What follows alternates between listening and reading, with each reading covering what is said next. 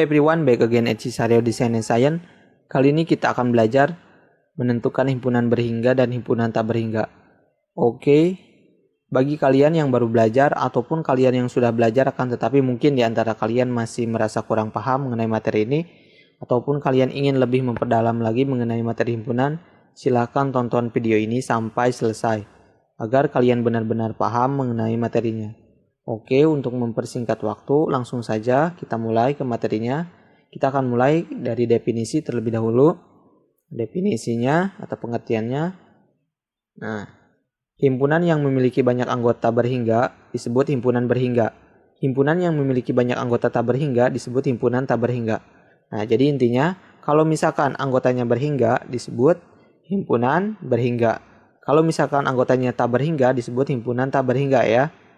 Oke, sudah jelas ya dari pengertiannya. Nah, ini definisi atau pengertiannya. Oke, biar kalian lebih memahami lagi, kita langsung saja ke contoh soalnya. Nah, ke contoh soal.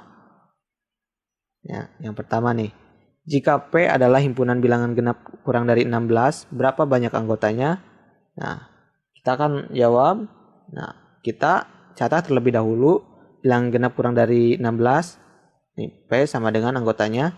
Bilangan genap kurang dari 16 itu sama dengan 2, 4, 6, 8, 10, 12, 14 ya.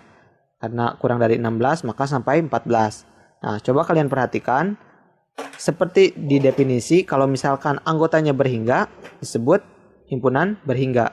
Nah, di sini 2, 4, 6, 8, 10, 12, 14. Nah, sampai 14 berarti ini berhingga ya, karena sampai 14 dan anggotanya dapat ditentukan.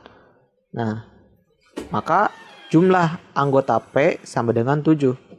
Nah, maka dapat disimpulkan bahwa ini himpunan berhingga. Nah, himpunan berhingga ya, sudah jelas. Kalau misalkan anggotanya itu jelas, yaitu jumlahnya jelas, ada gitu, maksudnya tidak terbatas. Dan di sini tidak terbatas, ada ya sampai 7. Kalau misalkan tidak terbatas disebut tak berhingga. Nah, sementara di sini sampai 7 berarti berhingga. Nih, sampai 7. Oke, ini isinya sudah jelas ya. Oke, biar kalian lebih mahir lagi, kita ke contoh selanjutnya. 2 ya, yang kedua. Nah, yang kedua ini, jika A anggotanya itu bilangan asli yang habis dibagi 2, tentukan anggotanya. Oke, kita akan jawab. Nah, sebelum kita jawab, coba kalian perhatikan terlebih dahulu bilangan asli yang habis dibagi 2. Nah, kan bilangan asli yang habis dibagi 2 itu tentunya kalau misalkan sampai miliar pun itu disebut bilangan asli. Nah, dan sampai 1 triliun pun itu bilangan asli. Dan tentunya tak berhingga sampai bilangannya besar.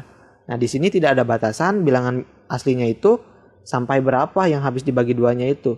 Sehingga kita dapat simpulkan di sini kita akan jawab. Nah, A sama dengan nih 2, 4, 6, 8 titik-titik dan tak berhingga ya. Jadi saking sangat besarnya bilangan asli yang bisa dibagi 2 itu sampai angka memang paling terbesar tak berhingga, intinya itu disebut himpunan tak berhingga. Dan di sini bilangan aslinya itu tidak ada batasnya, tidak dibatasi misalkan 10, tidak. Di sini cuman hanya bilangan aslinya saja yang dicantumkan. Maka untuk soal nomor 2 ini disebut bilangan atau himpunan tak berhingga ya. Maaf. Himpunan tak berhingga. Nah, ini disebut himpunan tak berhingga. Nah, ini. Oke, sampai sini paham ya? Jadi kesimpulannya kalau misalkan anggotanya berhingga disebut himpunan berhingga. Kalau misalkan anggotanya tak berhingga disebut himpunan tak berhingga ya. Ya, oke. Mungkin cukup sampai sini penjelasan mengenai materi himpunan berhingga dan tak berhingga ini. Apabila kalian suka dengan video ini, silahkan like, subscribe, and share ke teman-teman kalian agar channel ini bisa berbagi ilmu secara luas.